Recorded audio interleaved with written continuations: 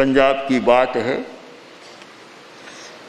एक महाराजा के पास बहुत ज़्यादा संग्रह था और वे एक दिन किसी तपस्वी साधु सन्यासी को दिखाने के लिए ले गए। और यह निश्चित बात है कि पदार्थ ज़्यादा है, सत्ता अधिकार ज़्यादा है, तो अहंकार को तो आना ही पड़ेगा। अहंकार पीछे पीछे चलता है। तो अहंकार भी था, अपने संग्रह पर गर्व भी था, दिखाना चाहता है। और बिना प्रशंसा के अहंकार की तुष्टि नहीं होती। अहंकार की तुष्टि कब होती है कि दूसरा कह दे कि देखो कितना बड़ा आदमी है, कितना है, तो अहंकार को भोजन मिल जाता है। अगर कोई पुष्टि न करे, प्रशंसा न करे, तो फिर और ग्लानि होती है कि देखो मेरे पास इतना है, मुझे कोई पूछता भी नहीं है, मन में और ग्लानि पैदा होती है। अहंकार एक पोषण लेता है प्रशंसा के द्वारा। राजा ने सोचा कि दिखाता हूँ और सन्यासी जी, साधु जी मेरी प्रशंसा करेंगे, कितना अच्छा होगा। देखा, सारा भंडार देखा, विशाल रत्न राशि, हीरा, पन्ना, माणक, मोती आदि आदि विशाल संग्रह।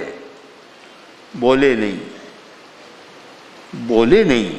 अब भला बोले नहीं तो कैसे मिले?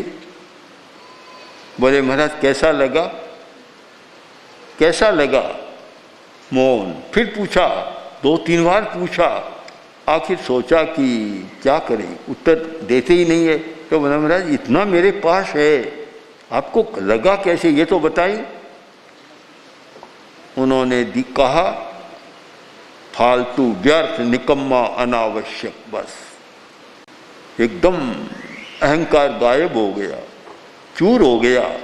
जब प्रतिकूल बात मिलती है तो अहंकार एकदम दब जाता है, और प्रशंसा के 2 बोल मिलते हैं तो अहंकार भी फुफकारने लग जाता है।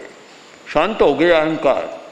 बोले महाराज ये कैसे कहा आपने, व्यर्थ कैसे, अनावश्यक कैसे?